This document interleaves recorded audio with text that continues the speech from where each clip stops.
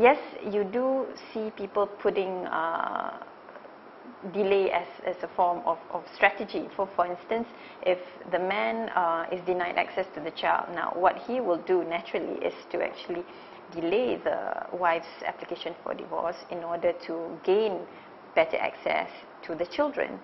So that is one tactical reason why he tries to prolong the divorce application. Not that he really wants her anymore, but really, the divorce becomes lengthy because the process requires you to establish your case, to prove your case, because the burden of proof is on the person that alleges the fact. There are several divorces that we are helping out and advising the women, and we find that it takes a very, very long time. And they get very frustrated.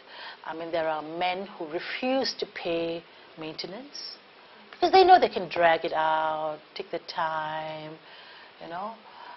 There are men who agree to pay maintenance and then do not pay it. Then you have to go back to your lawyer, write another letter, which you have to pay. Every time a lawyer sends a letter out, you have to pay. And then, you know, you go back to court, right? Saya pernah melaluinya sendiri, ya.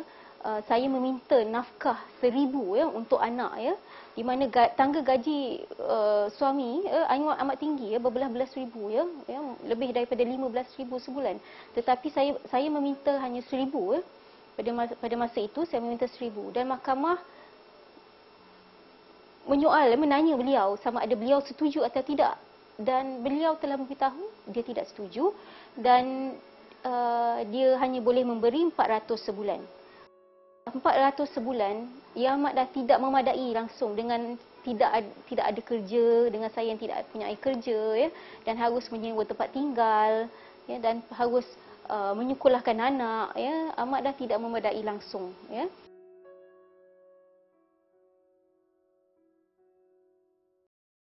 The maintenance of the child is to be borne by the husband, not the woman. So the priority is given to the mother because she is the best caregiver for the child. However, we have a slight problem here because the amount given for the maintenance of a child is usually very, very little. So that's why she would not be able to feed the child if she doesn't work. So what has been suggested, what has been the talk lately, is to give, apart from maintenance of the child, also what you call upahawana, that is something like an extra income, because this woman is taking care of my child, so I give her upah, like you send a child to nursery. It's very difficult that women have to keep chasing their husbands, and especially in cases of domestic violence.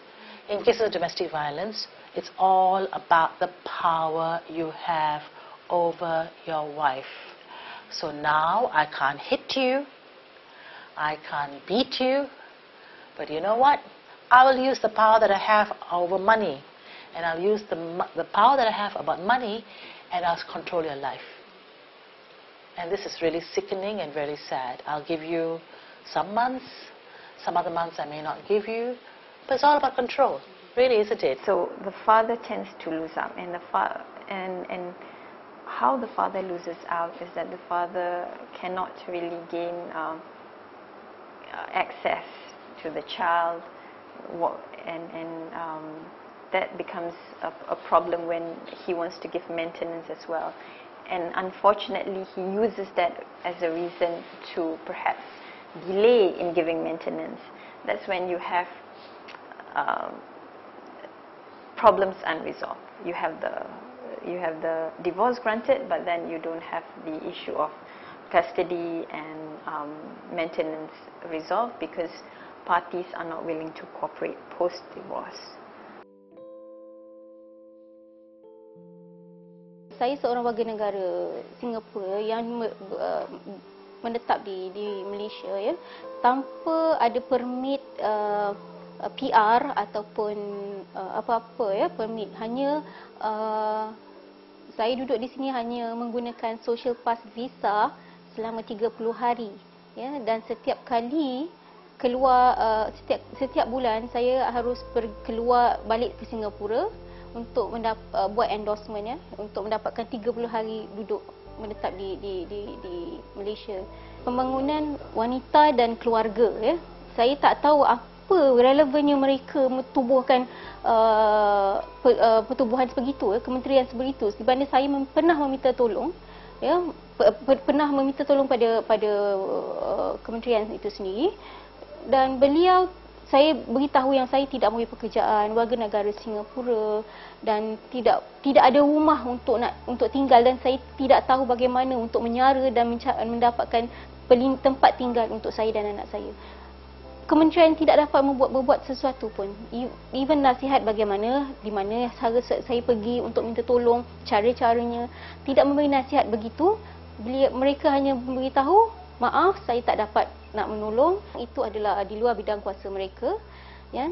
Di mana saya rasa sekurang-kurangnya mereka harus memberitahu saya di mana dan dengan siapa yang harus saya minta tolong. Cara bagaimana saya harus mendapatkan pertolongan. Saya amat sedihlah, ya, kerana nasib wanita tak dapat dibela di sini, ya. Walaupun ada kementerian sebegitu, tetapi di mana hak-hak wanita di sini? Ya, saya tak nampak, ya, justice. I just want justice for, not only for me, but justice for every woman in Malaysia, especially in Malaysia. Where are the justice? I always believe there's always need for improvement in the whole legal system. It's not just the Sharia courts, it's the whole Malaysian legal system. I believe the whole Malaysian legal system needs an overhaul, from the top judiciary to the way the courts are managed, the filing system. For example, I give very simple example for the Sharia court system. I think it's ridiculous that we have 6 files sometimes for just one client, because you have 1 file for divorce, 1 file for custody, 1 file for mut'ah. Of course, lawyers like me shouldn't complain because I can charge per file, and then, it gives me a huge sum. But it's not good for the litigants, because you have to go up and down, and you have to really face the court so many times when actually the cases are referring to the same story, which is the marriage that broke down. So if you have one judge who can assess everything, lock, stock and barrel, I think that will be faster, easier. But sometimes judges don't like consolidation application, so there's a slight problem there. I think if they can just improve that part of the procedure, it will solve a lot of problems. I think we need to make the courts more efficient, have more court officials, sensitize the judges, have more lawyers and legal advisors for the women and men. I think that's what we need to do. Of course, when it comes to Sharia law, there's got to be a lot to be changed because of this terrible amendments, right? Where, there are still amendments, the law still allows for a husband to take on a second wife without informing his first wife. Now that's plain unjust. And I keep going back to this basic premise that Islam is about justice.